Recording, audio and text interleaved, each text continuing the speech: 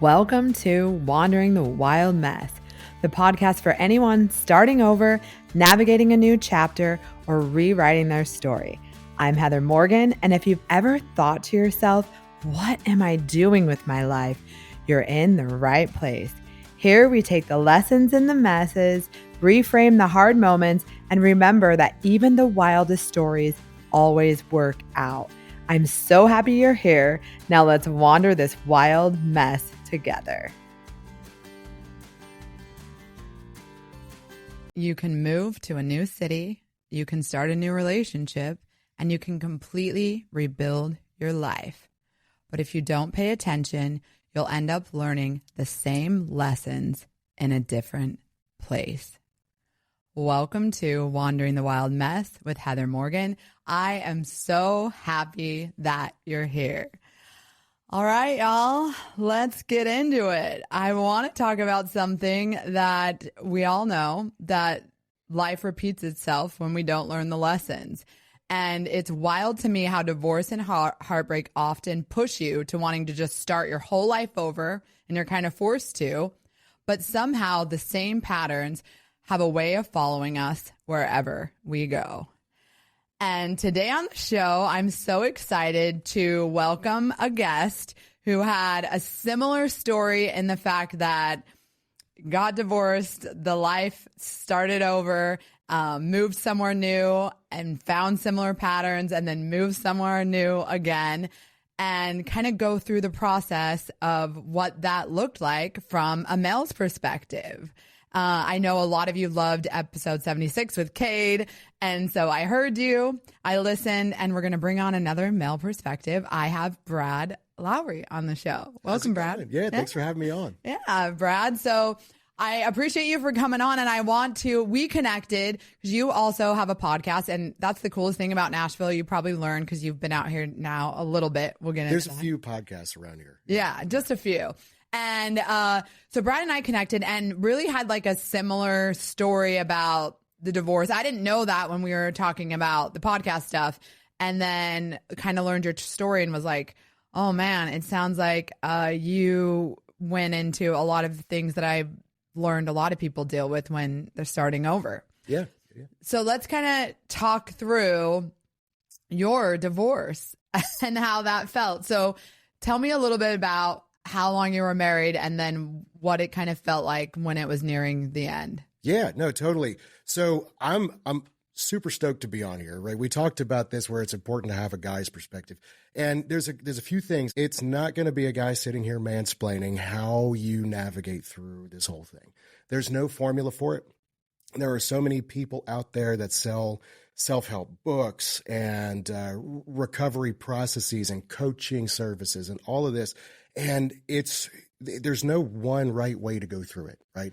Did you try to take those paths? Is that why you feel that way? Like at the beginning, were you feeling like, oh my gosh, I need to like find the answer from someone else? Did you feel that pull at the beginning? There's always that pull when you're a little bit lost. Yeah. You know what I'm saying? But at the same time, it's like I quickly realized there's a lot of wrong ways to go through the recovery process, but there's no one right way. Right. It's kind of interesting that way. It's like, but the beauty of it is we're all going to do some of the wrong ways. Right. And that's where you gotta have grace for yourself through the whole way through.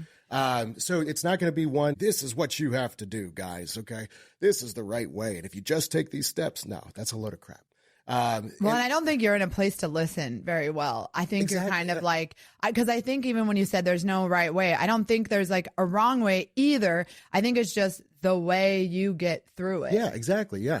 And everybody's story is different, right? So I am somebody, I can't speak to people that have been through abuse. I can't speak to people that have been through cheating. None of those were issues with me and my ex-wife. And so because of that, like you'll never hear me bash my ex, or anything like that. I've got nothing but respect for her. And but what I can speak to is definitely taking ownership for yourself out of it, and what you could do as far as figuring out who you are. rediscovering your purpose and growing from that, So take me back there. Was it a mutual decision, or how did that kind of unfold? Was that like how did that work for you? Well, it goes back to that.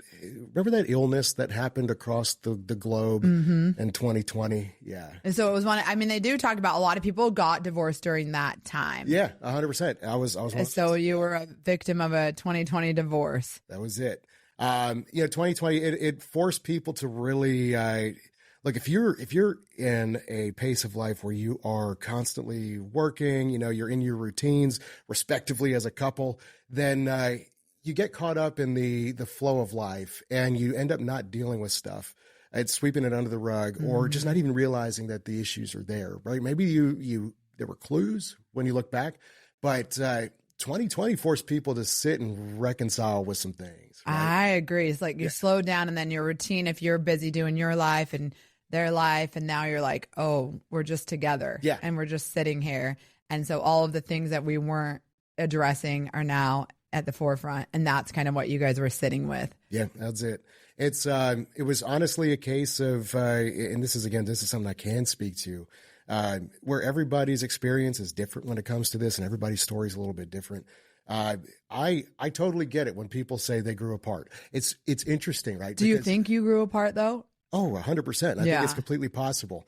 I think people change. You're never married to the same person that you originally, stood at the altar with. We're both growing and you're both, navigating life and becoming your own individuals along the way. Right.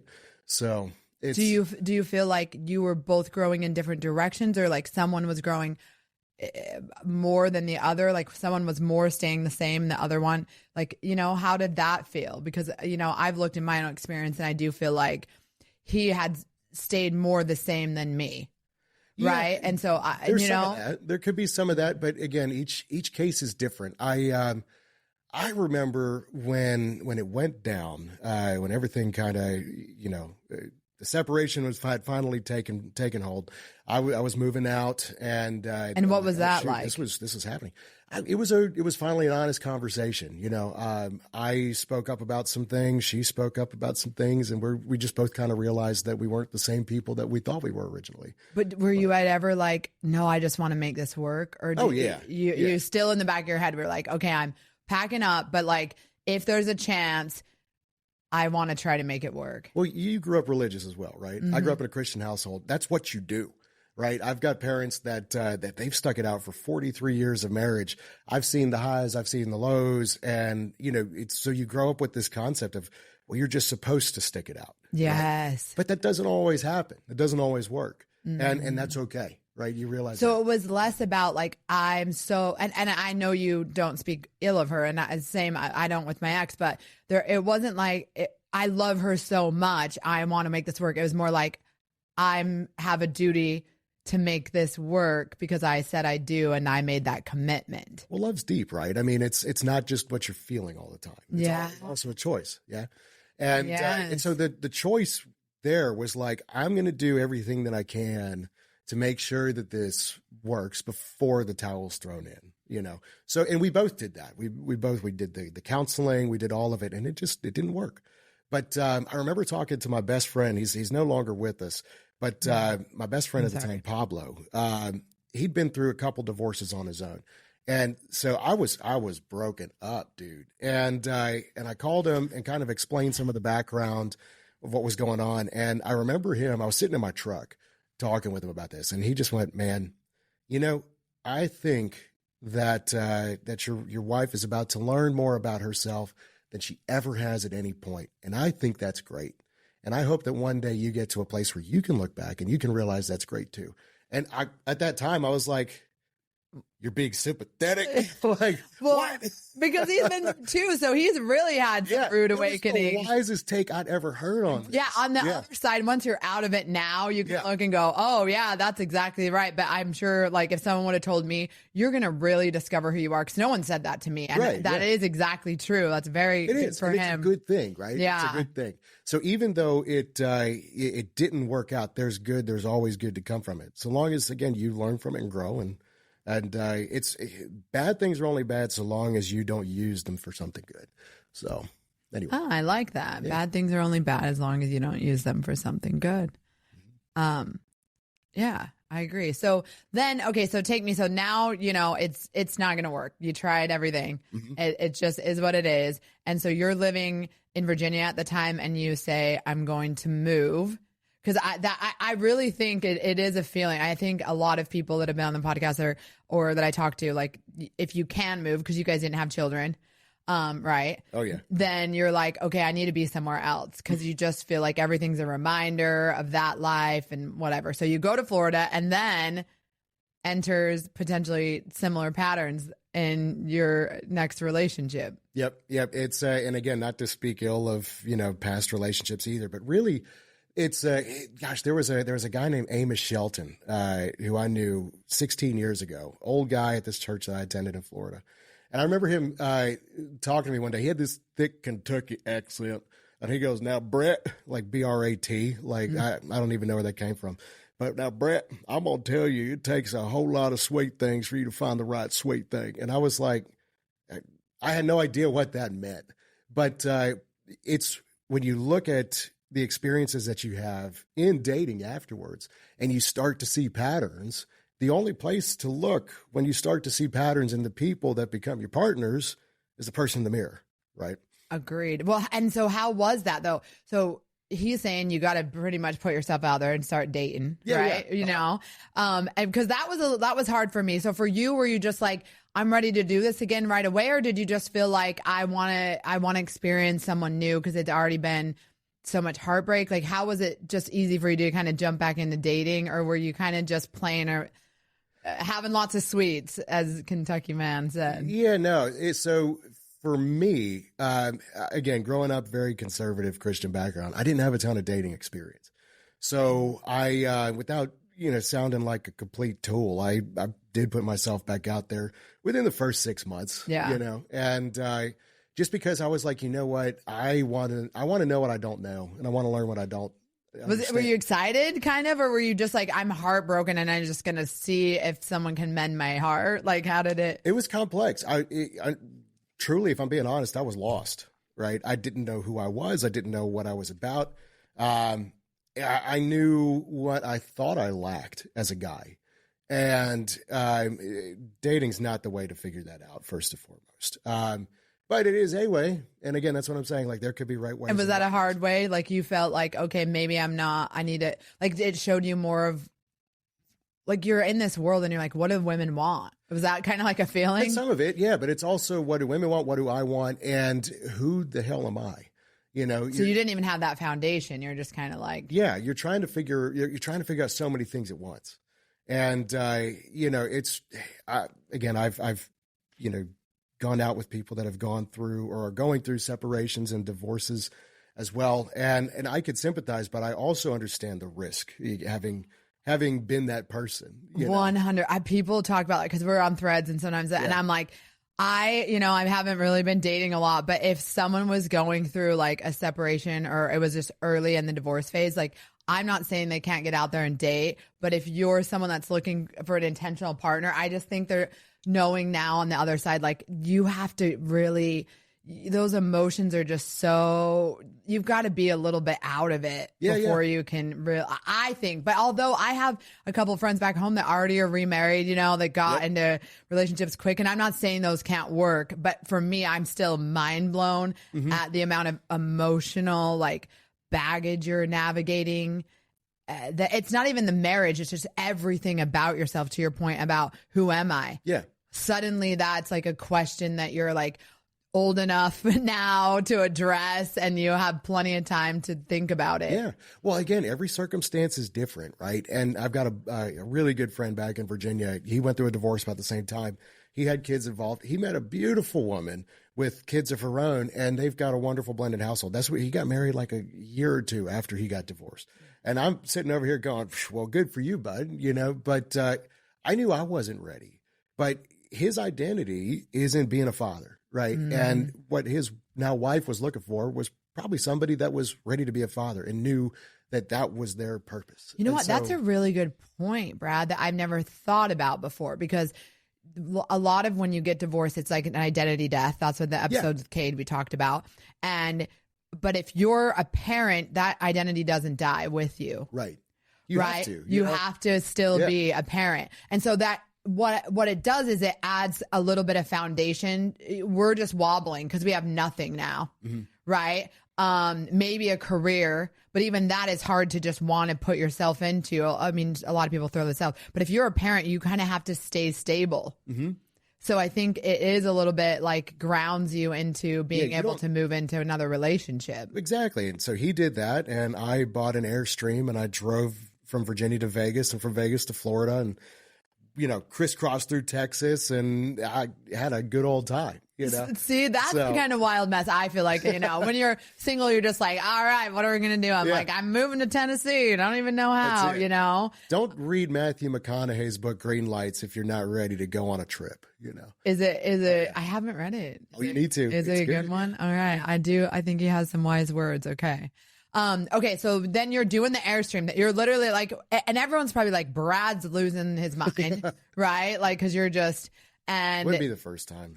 Yeah. So you're doing all that. So you're meeting girls along the way, but somehow you land in Florida and meet a girl that you start dating more seriously, I'm thinking. Yeah. Like a year and a half. So. Okay. All right. So you got divorced. Now you're dating this girl, and then you feel like there's some similarities. There were. Yeah, there definitely were. And again, great lady, truly. I could look and go, there were things that didn't work with the marriage, and I wasn't going to repeat them. You know what I'm saying? And so it was like, for me, this isn't going to pan out right now. How did you finally realize that? Because I talked about it a little bit. Like, I only had that one boyfriend, and thankfully, because it was only 3 months, but I saw early on there was similar patterns, but I kind of just let them be because I was just having fun. Yeah. But it was fun because there is fun, right? There's always some good to it. Yeah. You're like, this is what I'm used to. Like, this feels a little normal. Like, you don't necessarily want it, but it's familiar. So you're like, okay, I'll just roll with it. It's kind of easy to do that. But at some point you're like you just said, I already saw this story. It doesn't unfold well. Yeah. I already know where this chapter goes. Yeah. Yeah. We've already seen it. And so what made you finally go like, this will just be a repeat? I don't want to get into specifics because, again, it's, I don't want to share people's business. Yeah. But for me, this is part of the, post-divorce process, is a better understanding yourself and what you need and what you won't put up with. And things that don't work out for you, when you learn to have the self-respect to speak up sooner, you know what I'm saying? It just be like, hey, look, this took 7 years for me to speak up about. This is going to be 7 months, That's where, and then, maybe the next time around you start to see something similar again, and it's 7 weeks. And maybe it's 7 minutes after that, where you just get to a point of like, it's okay for me to go, this is a deal breaker. This is not, this works for me. I could put up with this. There's some demons you live with and some you don't, No, I think that's a really good point. It's like just learning to set your boundaries. And I think that's exactly it. I think that's good for men too. Like, I think women are doing, are looking back and saying like setting these boundaries. And I think a lot of us talk about it, but I think to your point, there's a part where men sometimes tolerate things that we put up with a lot. Yeah. That maybe they shouldn't. Yep. Right. Because that's familiar, especially if they had a relationship where, a woman just acted a certain way and they kind of just tolerated it over time. Because I've spoke to men that it's really just like it is to women. It's all humans. It beats down your confidence. Yeah. When you accept poor treatment by anybody, any type of relationship, when someone is treating you poorly and you don't feel all right with like setting that boundary and saying like, look, this isn't okay. I always like to think of it like this little you inside is wanting you to parent and set that and protect them. Yeah. You know what I mean? And say, hey, you know what? Like little Brad, and it's no, I know men know, but like little Brad doesn't want to be treated like this. Well, like, you know what I mean? It's more that Brad in general just needed to be big Brad and speak up, and speak up. So. But I think that's hard sometimes when because I think in my marriage, like there was times, he wasn't a bad guy, but there was times it's just like, I just didn't want to rock the boat. Yeah. You just want to like, especially when you're like a go with the flow, like positive, happy person. You're just like, oh, if I bring this up, it's going to be a whole conversation. Well, especially when there's been good, right? When it hasn't been, and this is where it does get a little more difficult, at least in my experience, where again, if there's cheating or abuse or something involved, it's much easier, I think, to make a clear distinction and be like, hell no, I'm out. You know, as opposed to when there has been a lot of good, right? And there's circumstances that are causing those issues that, you know, there was still love there, even though fundamentally, you know, foundationally as individuals, you're not the same people and you don't connect the way that you used to. So that makes it a little murkier. That makes it a little tougher to know, okay, when do we make this call? And I think that's a big one for a lot of people, because you're right. I think if you say, oh, well, they cheated, or, oh, it was, you know, some kind of abuse, people are like, oh, I get it. But when you get divorced and it's just like not this like concrete, you know, especially growing up, like you said, like any kind of religious structure, you know, like, because I was on like a faith-based podcast and they straight up asked me like, well, the Bible is like, coming at me, and I'm like, but not like coming at me, but I was like, I don't think I could have been the person that I am meant to be in that marriage. And I think that just becomes sometimes your truth. And it's not this dramatic answer, right? But it was the right choice for you, you know? Exactly. Shoot, I dug through the Bible because, again, you know, the church tends to treat divorce as such a major taboo. When it's like, again, for those of us that have been through it, you realize there's a lot more gray than there is black and white. And, you know, when you try and dig through the Bible and you're like, oh, but there's only 2 reasons why you should. And for some people, they don't even think there's any reason why you should divorce. There's 2 ends of the spectrum too, because there's a lot of guilt that gets piled on. Well, what I was going to say is there's 2, you're right. Like either there's a lot of like, it is a lot of gray, because there's people that are like, oh, everyone's just getting divorced these days, right? Because a lot more people are getting divorced than ever before. Yeah. And obviously there's a lot of factors because our society have changed. Women are making money. Like it's just, there's a lot of different things. And that's a factor, right? Because survival was why a lot of women did stay in marriages before. Like they had those duties. That's how society ran, all the things. So it's not like, I would ever, and I'm sure I would never say, yeah, get divorced, because that's not the easy choice either. Right, yeah. Like it's not the easy way out. I'm sure you've probably thought about this. You could have made it work. Like if you really wanted to force and pretend, and you both could have been miserable for 20 more years. Well, the beauty of hindsight is you look at it and you realize how much you couldn't have. You know what I'm saying? And that only comes with time. And you don't see that immediately. You don't, there's the grief process that has to happen, but it's when you look back unbiasedly and fairly, with grace for both of you, and you realize it's like, nah, I don't know that we could have, you know, not in every circumstance. You're right. Maybe not like, I think we could have made it work longer. Sure. Not forever. To what extent? And that was one of those things where you're like, when I remember thinking like, oh, I just want my old life back. But it's like at what cost too, because it's not really the life you want. Okay. So then you get, Florida's over. You realize that we got some patterns, some repeats. Maybe we need to look at ourselves and see why we're attracting the same kind of situations with how the women are engaging with me. And then is that when you're like, okay, Nashville is going to be my self-help place, or how did that? No. It's so, you know, if we take the Airstream out of the picture, I'm definitely somebody that as much as I love to go and travel and see the world, you do have to be grounded. You have to have some roots. Florida will always be home in some way. I freaking love it down there. But Nashville had been at the back of my mind for a long time. And if it hadn't been for, a romantic interest in Florida, I would have come to Nashville back then.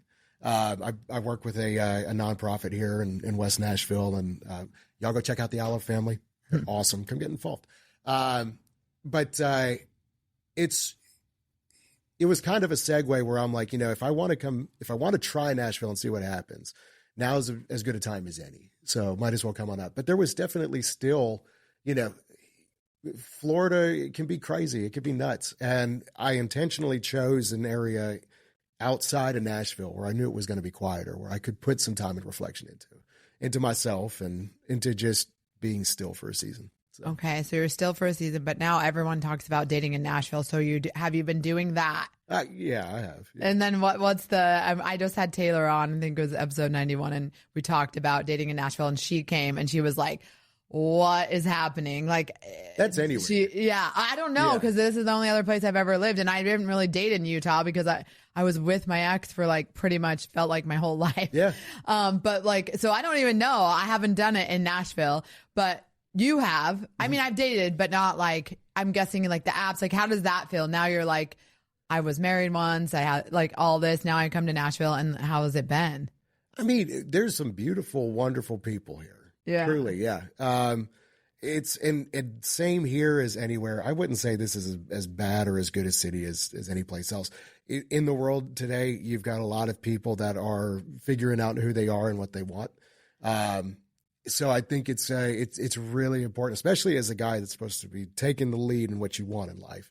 This is why it's really important that you understand who you are, what you want, what your purpose is, and what you're after. But be clear with your intentions, you know. But because there's a lot of people out there that don't know what they want or don't know what they need, and so there's some sifting through that naturally takes place. But I feel like Nashville is a wonderful place to just simply get to know people, even just as friends. Yeah. Of both genders, you know, where you can network here like crazy. You can make real meaningful friendships here. And I've found that to be more true here than in any place that I've lived before. So. Yeah, I do. I feel like it was. I know a lot of my friends are like, I can't believe back home are like, oh, you've made a lot of friends. And like, definitely it is a space to just like so many fun, creative, kind people that are just, you know, have collaborative minds and just want to interact like that. So I think that's probably why like dating wasn't priority. I was just like, oh, I'm doing a podcast. I'm doing not like distracting with those things. But okay, I want to ask you though, you said something about dating, like you really need to know who you are and all of those things. So after you get divorced, you definitely don't. What do you think helped you figure out who you are and what you really want? And like, are you really there yet? Do you feel like you've grounded in that? Or do you think there's still, obviously there's always room for progress, but. Yeah, sure. No, I mean, we're all still on a journey here figuring things out, but man, I mean, 5 years down the road, there's so much more peace about everything that happened and why it happened. Because I mean, for me, there was a lot of questions of why. Why did things go the way they went? Because I think it's really important. I'm naturally wired this way, but I think it's good for guys to be this way in general, is to take extreme ownership of yourself and the situation. Even if there was no infidelity or anything in the relationship that caused the schism, you could still look back and go, okay, where there were two souls involved here. What was my role? What did I do that contributed to drifting apart? Where could I have been a better husband or better partner? And working through those things, kind of sitting with yourself. And some of that, and again, credit to my old friend Pablo, he was like, until you get into a relationship again, you won't learn some of those things. You won't, and you'll realize once it kind of comes to the forefront again, you'll go, oh, I still got to work on that. Oh, wait, this is still a thing, And so, there's, been 5 years now of that too, which has been great. Yeah. So, and that is a big one. Like, talked about that before, just like you have to kind of you can heal so much on your own. Yeah. But until you're in a relationship again, that's when those things come up and you're like, oh, I still have these insecurities, or, oh, this still bothers me, or, oh, like this might not be the right partner. Do you feel like now, because I know Taylor talked about this in the episode, we talked about dating because she just met a great guy, and she said something like, you got to get better at kind of cutting things off sooner. Yeah. You know what I mean? So I know that you said in that other relationship, it was kind of like, okay, 7 months in and you're realizing there's the same things. Do you feel like now you're just more like, it's not that you're like, oh, I don't like you. You're just like, oh, that pattern, I see it and it's not going to work for me. I already know. So are you getting better at just sifting through when you're dating? Like, how does that, or do you feel like. That sounds terrible. I know. It that way. I feel like, I feel like people have to take away that's been hard for me too. It's because it's like people are always like, oh, give people a chance, but sometimes you kind of know if something's not aligned. It's not like that they're not attractive or smart or talented or whatever. Let's flip this around. Okay. Let's look at it as, what does it say about me that individuals who are wired this way or have come from these backgrounds find their way into my life. I like that because it is. Yeah. What does it say about me as a person? Why am I attracting these people into my life? And again, this is nothing bad about these individuals. It's when you start to see similar patterns, right? The person that you need to be looking at is yourself. Like for me, I have always been a very empathetic individual. I used to be a youth leader working with teens. And so, people's problems, I was always too good about making them right. Come in here with this superhero cape on, here I am, the great white Jesus, coming in to save the day. And it comes from a place of wanting to help people and wanting them to, be their best selves and see their identity as made in the image of God and see their worth and all of this. But it also comes with a side of, wait, maybe I'm actually just a really bad codependent. And, I find my worth and value and identity in helping other people. Mm-hmm. And that's not something that I need to do, It's,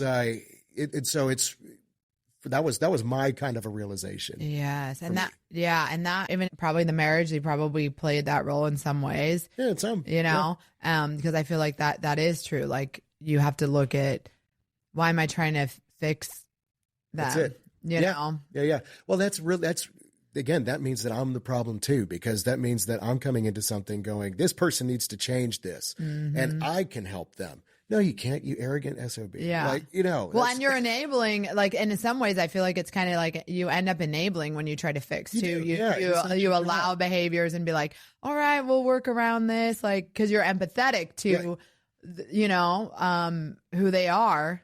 And I think you're right. It's that thin line between of course you can be empathetic to people and you can do those things, but you're right. You can't fix anybody. Don't girls do this too? I mean, fill in the blank, right? It's like, oh, but he has so much potential. Yeah. I think, I went on one date in the last year and a half and I knew it wasn't, but I was like in the back of my head for a moment, you're like, well, he'd be a lot of work. Nothing wrong with this man, but I'm like, he could be a lot of work. But I'm not that person anymore. Yeah. God's not bringing me a guy that's a whole big project at this point. I've already been Barbara the Builder, in my last life, and that's no disrespect. I'm not saying, but it's just I don't think that's the season of life that my next chapter is going to be. No, definitely not. But that's where again, defining what do I want the next chapter of my life to be like? If it's not these things, then what do I want it to be? And that comes with a lot of prayer, a lot of self-study, a lot of being intentional and honest with yourself about your past and who you were then and who you want to be and what you need to change if you want to get there, So it's that only comes through playing out the process. So. Yeah, kind of like playing in the sandbox and seeing what feels right and what works for you and what doesn't work for you. Yeah, I think that's a big, takeaway for life. So do you feel like I'm not doing this marriage thing again? Because I feel like a lot of people have other ways to think of it.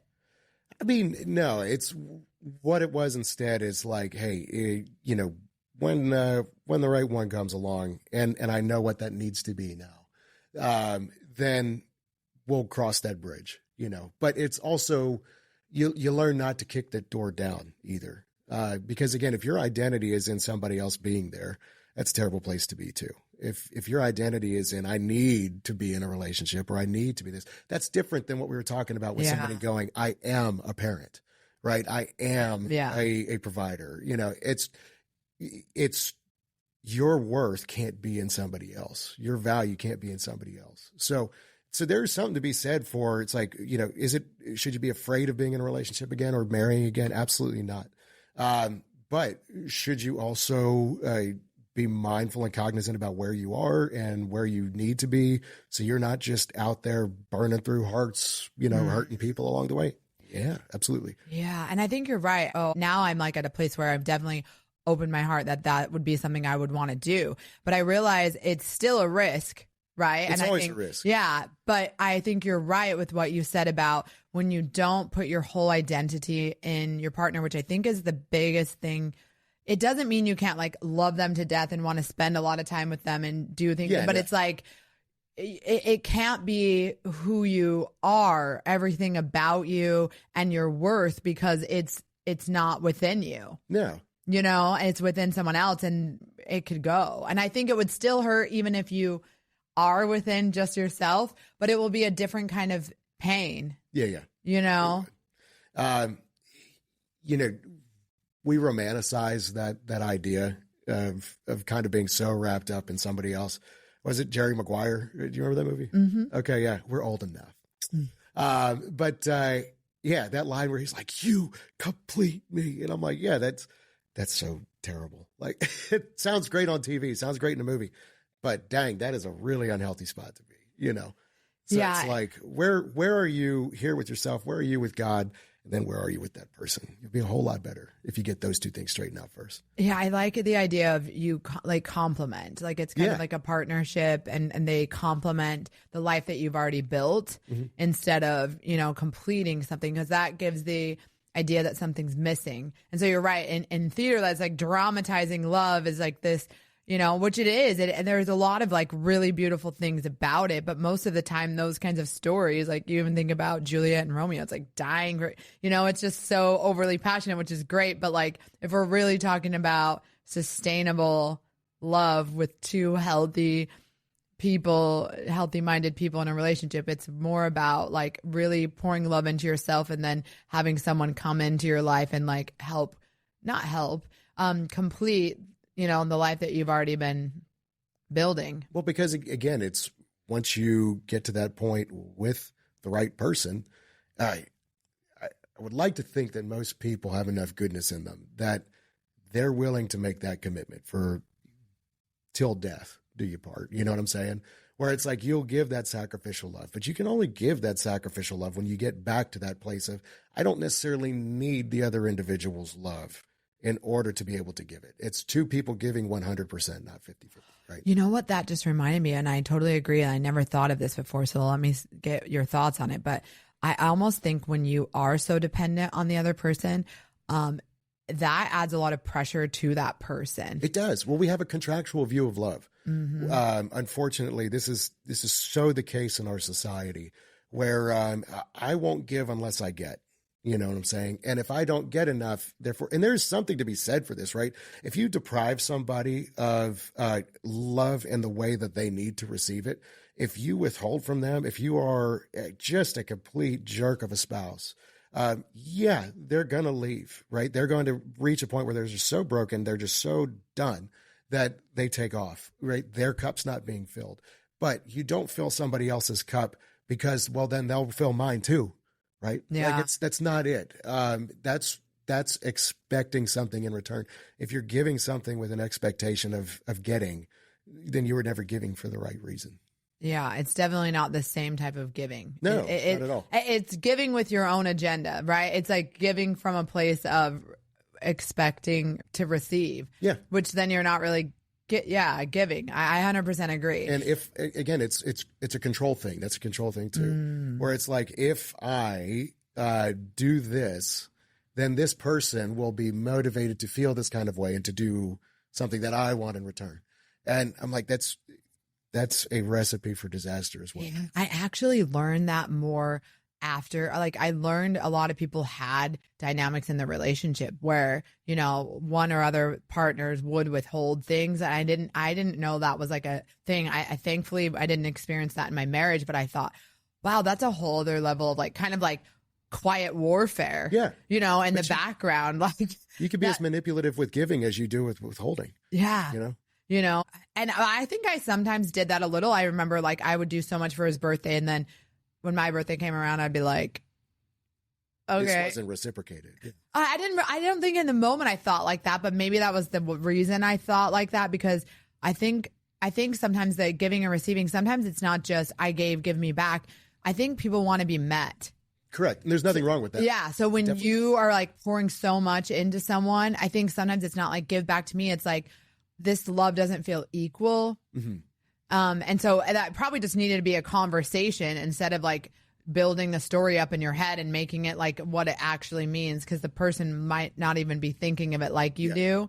Right. And that's why like the love language thing, me and my Thea, that's her episode will drop. She talks about that because everyone receives differently. Mm-hmm. And so, but yeah, I definitely think that we have to, self-reflecting is the biggest thing. And now I want to ask you, like, let's say you met someone tomorrow and it was like what do you think you would do so much differently in that relationship, knowing what you know now? Take your time. Take your time to really get to know the individual. This is, I feel like, especially once you get into your 30s, we all tend to operate with a clock. It's not just ladies that have the biological clock, right? Mm. I mean, for me, I'm like, I'm knocking on 40 over here. And I look at that and go, okay, so if the kid thing ever happens, that means that I'm going to be putting a kid through college right about the time that I'm ready to retire. Dang, I better get on it, right? And so there's this, you've had an episode about this, the urgency that you kind of put on yourself. That's a terrible way to operate too. Every person's journey is completely different. And so you don't need to be rushing something, especially when it comes to, if your intention is to settle down, like if you're approaching a relationship for the correct reasons, then you want to take the time to know that the compatibility is there on multiple levels. Attraction's the easy one. Physical chemistry is the easy one. Where are you on shared beliefs? Where are you on your personal values and your morals? What foundations do you individually have? What baggage are you both bringing? How much have you each worked through and not worked through? Is a lot. Yeah. Well, okay. So that made me think of a question, because I was thinking, okay, from a guy's perspective, like how quickly you said take it slow, but how quickly do you want to find out like a lot of those things before? Cause like, you're right. I mean, clearly you're like, okay, I'm attracted, but how quickly are you being like, okay, what are your values? How do you navigate that? So this is where, and again, we talked about this on the phone. For the guys that are listening, there's such a slew of alpha male coaches, and y'all need to just stay away from them, okay? Those guys will teach you how to, end up in a bedroom within a short period of time. That shouldn't be your goal, man. My aunt was the one that was like, you need to have a 30-day, 3-month, 6-month rule. And I was like, oh, okay, this is completely different. Your aunt's like coming in hot with my aunt's been through it. Yeah. She's been married and divorced as well. Yeah. Once you've been through that, you're a different person. And 30 days, people tend to show more of themselves after the first month. Maybe you've been out on 3 dates at that point. Yeah. You're talking a little bit more. You're not getting overly invested. But the shoe always drops, in my experience, between 3 to 6 months. And that's where the masks come down and the real individual show themselves, both for yourself and the other individual. That's where you start to go, oh, I'm not as far along as I thought on this. I still need to work on this. And I know guys get a lot of they get a really bad rep for, girls feel like they were strung along and suddenly the guy's like, I'm just not ready. It's not that. It's a matter of what issues from the past relationship that caused things to fail did you not work on, right? So they're surfacing in that relationship, and the guy's probably like, I don't know, this seems familiar, or I'm not ready to face the things I need to work through keep this relationship. It could be either or. What trauma issues do both of you have that are unresolved? Because again, relationships are always a mirror. They're always a reflection of both, not just where you're coming from, but who you are right now. Yeah. And so that's where we stop putting our best on all the time. After about 3 to 6 months, there's a comfort and a trust and a vulnerability that starts to open up for good and for bad, where your authentic selves start to show up. And that's where you really, that becomes decision time, where it's like, okay, is this going to progress? Is this not? And for some people, and my aunt helped me to see this, for some people, they want to know by, week 3, so what are we? And for people that have been through this and have experienced, kind of the good and the bad and the up and the down of divorce and all of this, we understand that it's like, let's slow down first of all, because there's more here, and there's more serious consequence to getting this wrong than there is getting it right. Especially it's the older you get, you don't want to waste another 10 years. Right. Yeah. And so if somebody else is trying to pressure you to make a decision sooner than you're ready to make, or if you're not at the comfort level where it's like, okay, I feel safe and ready to go all in with this individual, you don't owe them. You don't owe anybody an answer by a certain time. You want to be respectful. If another person is, if they need a decision sooner or they want to move on to the next, they're welcome to. That's cool. But you are responsible for you. They are responsible for them. And so the biggest takeaway that I have going forward is to really take the time to get to know the other person and to make sure that the foundation is in place before, you really take it forward. Yeah, I would agree with that too, because even before I was married, I mean, I remember having friends that were like kind of trying to pressure the man to like propose or like make it more serious. And I always thought, I feel like if you have to push them, then that's not their own decision. And in my experience talking to men, since they're always like, they do not, whether or not they did or didn't, I've had so many men say, well, I felt obligated to marry her or to move in or to whatever. And even though they're a grown man and they made that decision, they're holding on to that thought because they weren't ready to make that choice, even though they made it. You're right. Because they had that pressure, to your point. And so for both people involved, for the woman that moved in with the guy and now she wasted 7 years of her life for a guy that never wanted to move in with her at the first place. Mm. And the other, you know what I mean? She's doing that because she feels the pressure. But if you have to force it, I'm a believer it's not for you. Well, that's it. And this is where, again, having the confidence to speak up for yourself and know who you are, know what you need, know what you want. It's going to shorten that timetable. You won't make those mistakes or for such a long period of time, right? You'll know sooner when it's not a fit, and you'll have the cojones to call that off sooner. Because there is guys should understand that, you should be respectful enough to a woman to, make a decision, or in the old, pardon the crudeness, crap or get off the pot. Just make up your mind. And there's a lot of indecisive dudes, but they're indecisive because they don't know who they are or what they want or what they're about. And so they'll go along with those things longer. But again, this is coming from a woman telling me to slow down, telling me to take my time, telling me you don't owe somebody, a certain time period. So it goes for both, truly. Yeah, I definitely agree with that. And so for you, it's just like slowing it down and giving yourself an opportunity to really know the person and seeing where those signs go. And I feel like you probably couldn't have done this any other way without the divorce. Like it kind of forced you to go down this journey.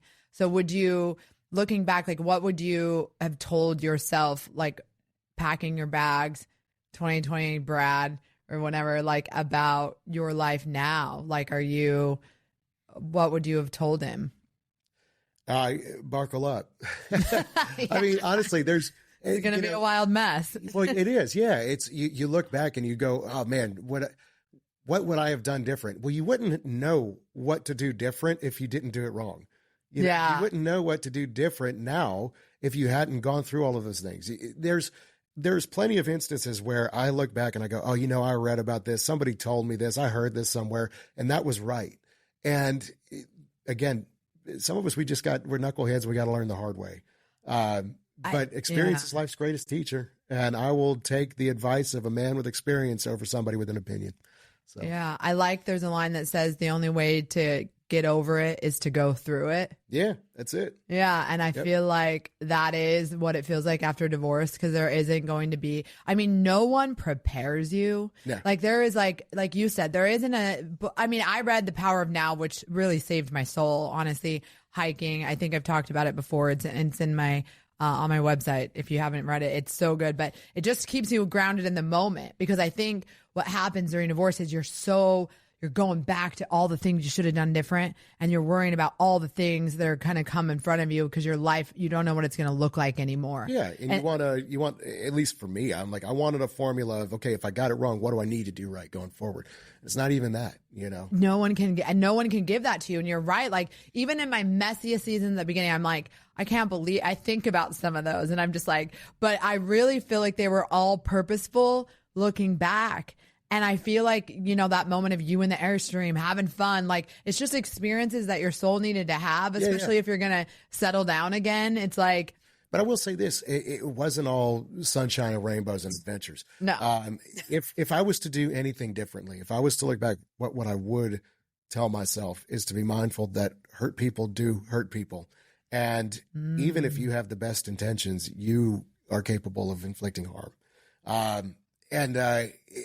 So that's my biggest regret. Meaning like you drug someone along with your sorrow, like you weren't ready to commit. Yeah, or even strained friendships, and burned bridges just because I was especially fresh out of it, I was in a terrible place. No, I've heard that from a lot of friends where, and if you're listening and your friend's going through a divorce or you're the person going through a divorce, a lot of people have told me how they don't even know their friend. Yeah. Because you're not acting like you. You're not acting like yourself. And it's not that you want to, like, you don't even know who you are. You're not prioritizing. I don't want to say the right things or the wrong. Like, you just don't know what to prioritize anymore because your whole life feels different and certain things are triggering you in ways that you didn't know would. And you just, it is a wild mess with that. Yeah. You do. I had to apologize to a friend, and she's one of my best friends. She loves me now. She's like, I'm sorry. I didn't understand you better once I talked about it. But it is one of those things where you don't make great decisions for others. And you can be a burden, man. At least I know I was. So it's like you want to lean on your friends and family, but it's critical to find the right outlets too. When people say go to therapy, just do it. You don't want to be a burden on the good people in your life. That doesn't mean that you stuff it down and never deal with it. You just have to find healthy outlets. Yeah. So, well, I'm so glad that I'm thankful that you shared your journey, Brad, and talked about all of these things. I feel like it's going to be super helpful. And I feel like if you're going through divorce, that's why I started the podcast, is for that. I'm not telling you who to be or the perfect, now you got divorced, now you're starting over, this is how you're going to fix your life. Yeah. But I think through the podcast, I really wanted exactly that. I know how absolutely lost you are when you're going through it. You're making decisions you don't even know. And it's an opportunity to reflect on yourself, give yourself some grace, and then realize there's still so much more life to be lived. Yeah. This isn't the end of your journey. It's just one chapter. And things will fall into place exactly how they're meant to.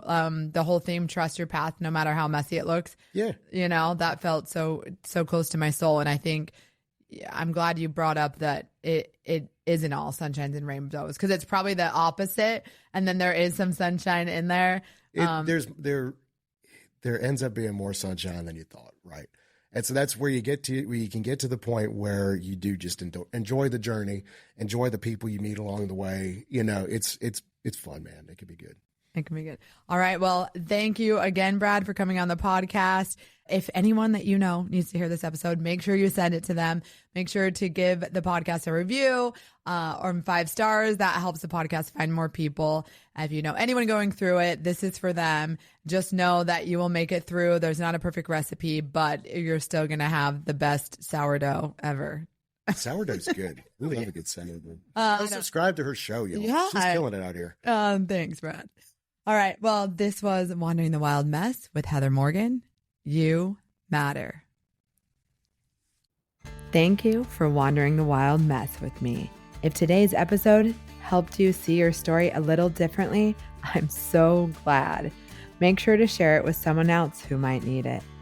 Keep listening for more lessons, reframes, and reminder that your path is unfolding exactly as it should. Until then, keep trusting the mess.